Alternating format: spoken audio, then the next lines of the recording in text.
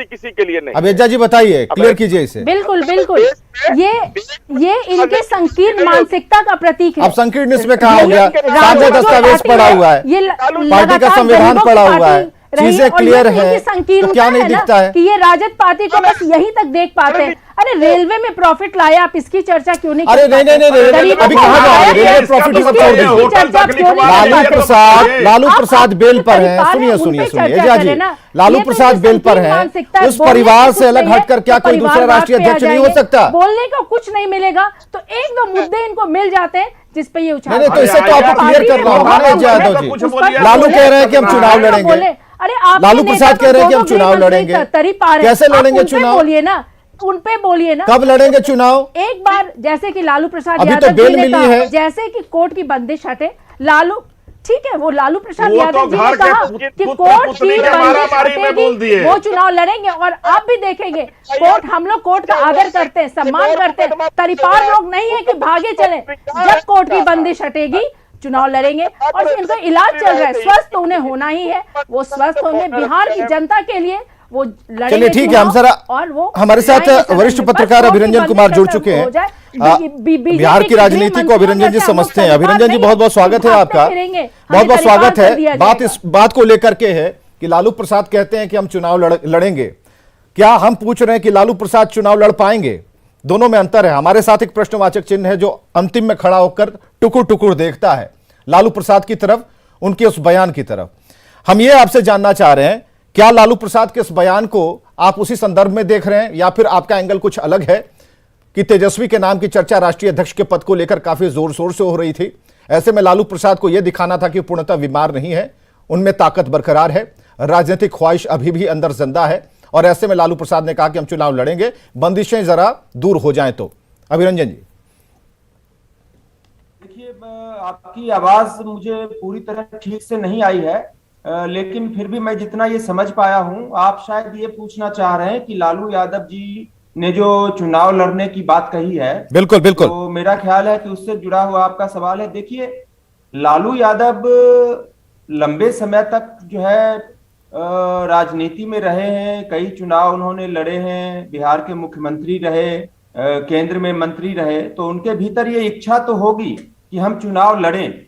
और अगर वो चुनाव लड़ पाते, काश अगर वो चुनाव लड़ पाते, तो उनकी पार्टी को निश्चित रूप से इसका फायदा भी मिलता, उनकी पार्टी के कार्यकर्ताओं में उत्साह भी बढ़ता।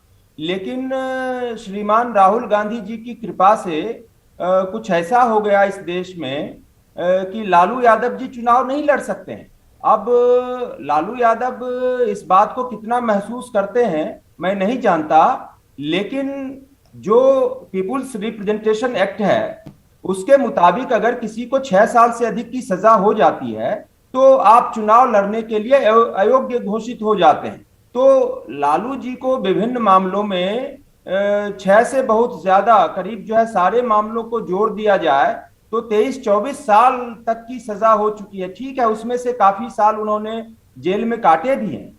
तो मैं ये नहीं समझ पा रहा हूं कि लालू यादव जी चुनाव लड़ना चाहते हैं, उनके चुनाव लड़ने से उनकी पार्टी को फायदा भी होगा, कार्यकर्ताओं में उत्साह भी होगा, एक जो बिहार के अंदर जो विपक्ष है उस विपक्ष के अंदर भी नई जान आएगी। ये सारी बातें अपनी जगह पर सही हैं, लेकिन वो कानूनी अड़चनें वो किस तरह से दूर हो पाएंगी और लालू यादव जी ने क्या सोचकर इस तरह की इच्छा जताई है, तो ये लालू यादव जानते होंगे। लेकिन जहां तक मैं समझ रहा हूं, कानूनी अड़चनें हैं और इन कानूनी अड़चनों के रहते हुए लालू यादव जी का चुनाव लड़ पाना देखिए अब लगभग असंभव है। चलिए असंभव है ये। अभी अभिरंजन कुमार ने कहा कि अभी जो दिख रहा है उसके हिसाब से असंभव लगता है। राजेश राठौर जी भी हमारे साथ, कांग्रेस के प्रवक्ता मौजूद हैं।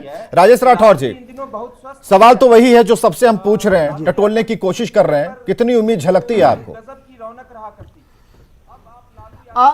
विवेक जी, एक बात चूंकि आपके ही चैनल से बात करते हुए आदरणीय लालू प्रसाद यादव जी ने स्पष्ट शब्दों में माननीय न्यायालय के सम्मान करते हुए उन्होंने कहा कि अभी कोर्ट में मामला चल रहा है, जब न्यायालय बरी कर देगा, न्यायालय से हम बरी हो जाएंगे, तब हम चुनाव लड़ सकते हैं और लड़ेंगे तब। उन्होंने कहा जब आपके चैनल के जो लोग थे उनसे सवाल किया कि क्या सदन में आपकी कमी खल रही है, ऐसा लोगों ने कहा। नंबर 1।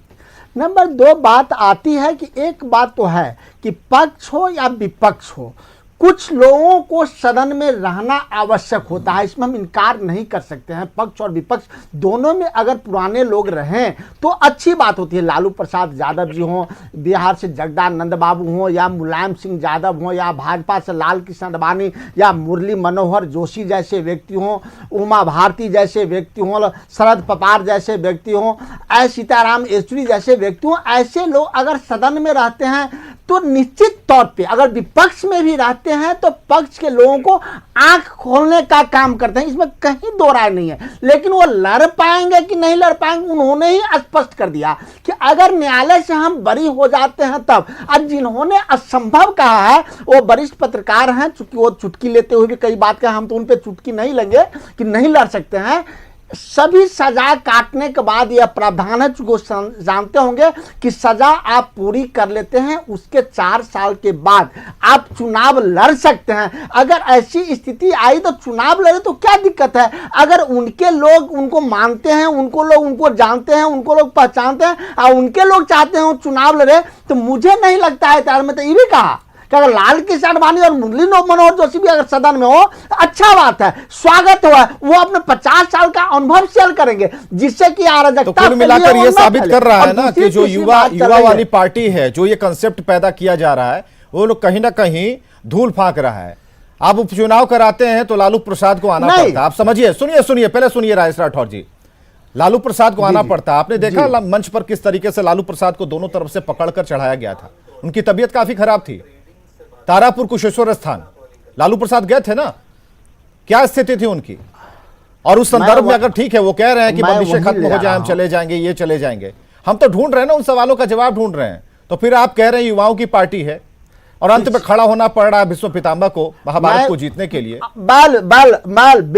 बिल्कुल हम वहीं विवेक जा रहे हैं, चूंकि आप जहां बैठे हैं वहां से पूरा देश देख रहे हैं। 2019 का चुनाव हो रहा था लोकसभा का, रामविलास जी बीमार थे, जब भारतीय जनता पार्टी के साथ शरीक थे, हॉस्पिटल से वो मंच तक जाते थे तो वो बहुत अच्छी बात थी। और लालू प्रसाद चले गए तो बड़ी बुरी बात है। रामविलास पासवान जी के पुत्र अगर आपके पास वंशवाद थे तो वो बहुत अच्छे थे, वो अलग हो गए तो बड़े बुरे हो गए। अनुराग ठाकुर आपके धूमल सिंह का बेटा आपके साथ है, प्रेम कुमार धूमल का बेटा आपके पास है तो अच्छी बात है, बाकी चले गए तो बुरा बात है। आप किनके, मैं कितना उदाहरण दूं, उदाहरण देके मैं भारतीय जनता पार्टी को नीचा दिखाने का प्रयास नहीं कर सकता। तो उसका तो जवाब हर पार्टी में बिहार में उदाहरण दूंगा, अरविंद जी देंगे सवालों का मैं बिहार में उदाहरण दूंगा। सीपी ठाकुर के बेटा राज्यसभा में चले गए, सुनने के लिए तैयार रहिए। अरे ये बताए ना, क्या मुरली मनोहर जोशी और लाल कृष्ण आडवाणी को सदन नहीं चाहता? क्या वो अनुभवहीन थे? क्या उनके अनुभव सदन में चाहने की बात क्या है? ये तो आपने इसे मोड़ने की कोशिश की है। सदन चाहेगा और किसी को बुला लेगा, अरे भाई अपना ये सिद्ध करना पड़ता है। सदन जनता चाहती है, जनता चाहती है, लेकिन टिकट से किसने वंचित? तो ठीक है ना, जनता चाह रही है कि राष्ट्रीय अध्यक्ष बने रहे, जो भारत की राजनीति में कभी नहीं रहे। नरेंद्र मोदी जी की भारत की राजनीति में सक्रियता नहीं रही, अमित शाह जी के भारत की राजनीति में सक्रियता नहीं रही, जिसके कारण भारत का दिन देखने को मिल रहा है। अगर लाल कृष्ण आडवाणी जोशी होते तो इस अनुभवहीन आदमी को अनुभव बताते। थोड़ा राजेश अनुभवहीनता के कारण उसके बाद इनको हम बताते हैं। उनका हो गया है, अरविंद जी आप बोल सकते हैं। आ रही है ना, फौरन पेलोसी समझ में आ रहा है। अरविंद जी, विवेक जी, माननीय प्रधानमंत्री नरेंद्र मोदी जी की सक्रियता नहीं रही, इसलिए भारत के वो प्रधानमंत्री हैं। और राहुल गांधी की सक्रियता है, इसलिए विपक्ष पर भी आफत है। और ये जो बात कर रहे हैं, इनकी यही स्थिति के चलते आज भारत कांग्रेस विहीन होते जा रहा है। लेकिन अभी कांग्रेस लीजिए राजेश जी, मैं बहुत धैर्य से सुन रहा था। सुनिए थोड़ा नेहरू परिवारवाद के गुणगान